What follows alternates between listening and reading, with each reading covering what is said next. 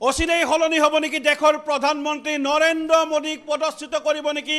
আৰএছএছে এই মুহূৰ্তত লৈ আহিছে ডাঙৰ খবৰ নৰেন্দ্ৰ মোদীৰ প্ৰতি ভাবিকৈ আহিছে নেকি আৰএছএছৰ পৰা আৰএছএছে আঁতৰাব নেকি নৰেন্দ্ৰ মোদীক ভাৰতৰ প্ৰধানমন্ত্ৰী পদৰ পৰা এই মুহূৰ্ততে ডাঙৰ খবৰ লৈ আহিছো দেশৰ প্ৰধানমন্ত্ৰী নৰেন্দ্ৰ মোদীৰ দূৰত্ব বাঢ়িছে নেকি আৰএছএছৰ সৈতে আৰএছএছৰ পৰা দূৰত্ব বাঢ়িছে নেকি নৰেন্দ্ৰ মোদীৰ এই মুহূৰ্তত চৰ্চা হৈছে এই সন্দৰ্ভত ব্যাপক চৰ্চা হৈছে আৰএছএছ প্ৰধান মোহন ভাগৱতৰ শেহতীয়া বহু মন্তব্যই এই কথা প্ৰমাণিত কৰিছে যে দেশৰ প্ৰধানমন্ত্ৰী নৰেন্দ্ৰ মোদীক লৈ আশ্বস্ত নহয় আৰএছএছ দেশৰ প্ৰধানমন্ত্ৰী নৰেন্দ্ৰ মোদীৰ শেহতীয়া বহু কামক সমালোচনা কৰিছে আৰএছএছ প্ৰধান মোহন ভাগৱতে এই মুহূৰ্তত লৈ আছো এটা ডাঙৰ খবৰ অচিৰেই সলনি হ'ব পাৰে দেশৰ প্ৰধানমন্ত্ৰী নৰেন্দ্ৰ মোদী আৰু দেশৰ প্ৰধানমন্ত্ৰীৰ গাদীত বহিব নোৱাৰে এই ধৰণৰ চৰ্চা লাভ কৰিছে কাৰণ নৰেন্দ্ৰ মোদীৰ শেহতীয়া বহু কাৰ্যক সমালোচনা কৰিছে আৰএছএছ প্ৰধান মোহন ভাগৱতে এই গুৰুত্বপূৰ্ণ বাতৰিটো লৈ আহিছো তাৰ লগে লগে আমি গ্ৰাফিক্স প্লেট যোগে দেখুৱাব বিচাৰিছো মোহন ভাগৱত আৰু নৰেন্দ্ৰ মোদীৰ মাজত পাৰ্থক্য সম্পৰ্কত তিতা হৈছে নেকি এটা সময়ত আৰএছএছৰ ব্লু আই বয় নৰেন্দ্ৰ মোদী হয়তো পুৰণা আৰএছএছৰ ব্লু আই বয় হৈ থকা নাই নৰেন্দ্ৰ মোদীৰ কেইবাটাও কামক এইবাৰ মুকলিকৈ সমালোচনা কৰিছে আৰএছএছ প্ৰধান মোহন ভাগৱতে এই গুৰুত্বপূৰ্ণ বাতৰিটো লৈ আছো প্ৰথম খবৰ দৰ্শকসকলৰ বাবে নৰেন্দ্ৰ মোদী আৰু হয়তো ভাৰতৰ প্ৰধানমন্ত্ৰীৰ আসনত বেছি দিন বহি নাথাকিব অচিৰেই সলনি কৰিব পাৰে নৰেন্দ্ৰ মোদীক প্ৰধানমন্ত্ৰী পদৰ পৰা সলনি কৰিব পাৰে নৰেন্দ্ৰ মোদীক আৰএছএছৰ অন্যতম প্ৰিয় নেতা এজনক হয়তো ভাৰতৰ দেশ প্ৰধানমন্ত্ৰীৰ দায়িত্ব দিয়াৰ সম্ভাৱনা এই মুহূৰ্তত প্ৰকট হৈ পৰিছে কাৰণ নৰেন্দ্ৰ মোদী চৰকাৰৰ শেহতীয়া বহু কাম কাজক তীক্ষ্ণ সমালোচনা কৰিছে আৰএছএছৰ ইজনৰ পাছত এজন নেতাই নৰেন্দ্ৰ মোদীয়ে গ্ৰহণ কৰা বহু পদক্ষেপক কেন্দ্ৰীয় চৰকাৰে গ্ৰহণ কৰা বহু পদক্ষেপক বিপৰীত স্থিতি গ্ৰহণ কৰিছে আৰএছএছে আৰু শেহতীয়াভাৱে আৰএছএছে স্পষ্ট কৰিছে মোহন ভাগৱতে স্পষ্ট কৰিছে যে উন্নত চিকিৎসা সেৱা আৰু এতিয়া শিক্ষা ব্যৱস্থা এতিয়া দেশৰ সাধাৰণ জনতাৰ বাবে হৈ থকা নাই এই দুয়োটা ক্ষেত্ৰত বাণিজ্যিকীকৰণ হৈছে আৰু বাণিজ্যিকীকৰণ ক্ষেত্ৰত বৰ্তমানৰ চৰকাৰখন আজিৰ পৰা 10 বছৰ আগৰে পৰা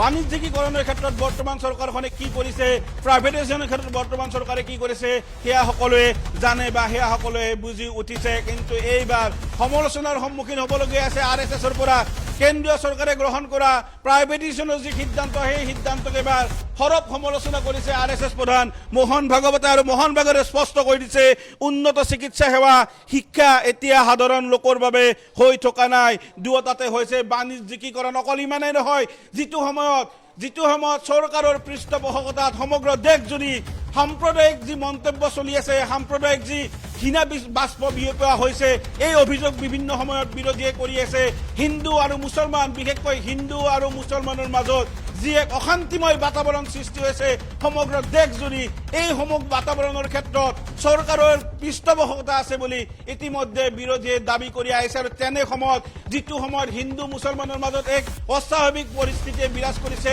অস্বাভাৱিক পৰিৱেশে সমগ্ৰ দেশজুৰি বিৰাজ কৰিছে তেনে সময়ত হিন্দু মুছলমান এক হোৱাৰ বাণী শুনিবলৈ পোৱা গৈছিল মোহন ভাগৱতৰ মুখত আৰএছএছ প্ৰধান মোহন ভাগৱতে প্ৰথমবাৰৰ বাবে মুছলিম জনতাক প্ৰতিনিধিত্ব কৰা ইমাম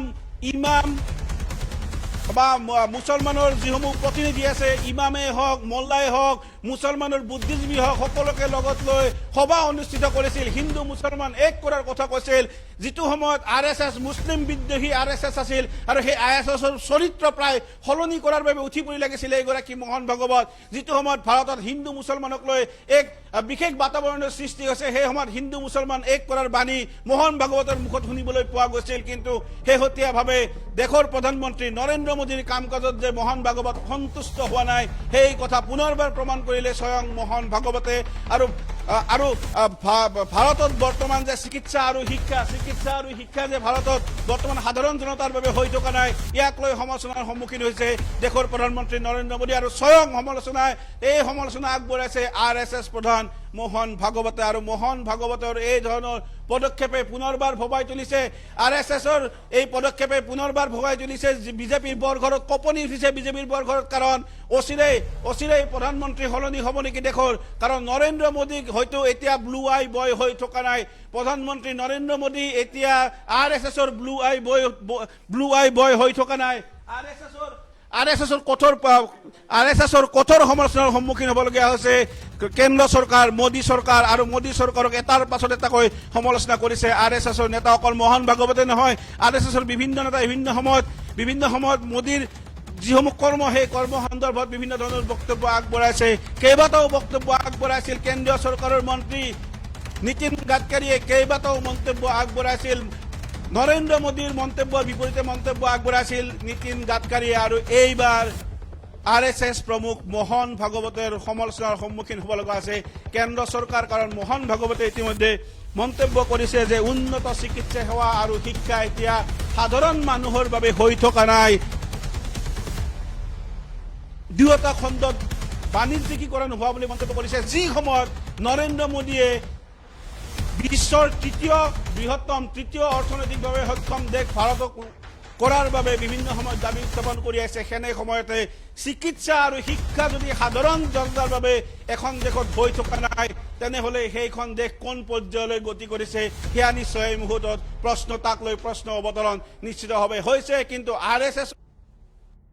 নৰেন্দ্ৰ মোদীৰ সম্পৰ্ক ক্ৰমশ তিক্ত হৈছে নেকি, এই কথা এতিয়া বিভিন্ন মহলত চৰ্চা লাভ কৰিছে। আৰু আৰ এছ এছৰ মুৰব্বী মোহন ভাগৱতৰ এই সমালোচনাৰ পাছত এতিয়া নিশ্চিতভাৱে কঁপনি উঠিছে বিজেপিৰ বৰঘৰত। হয়তো আৰ এছ এছে শেহতীয়াকৈ সিদ্ধান্ত ল'ব পাৰে যে সলনি কৰা হওক দেশৰ প্ৰধানমন্ত্ৰী।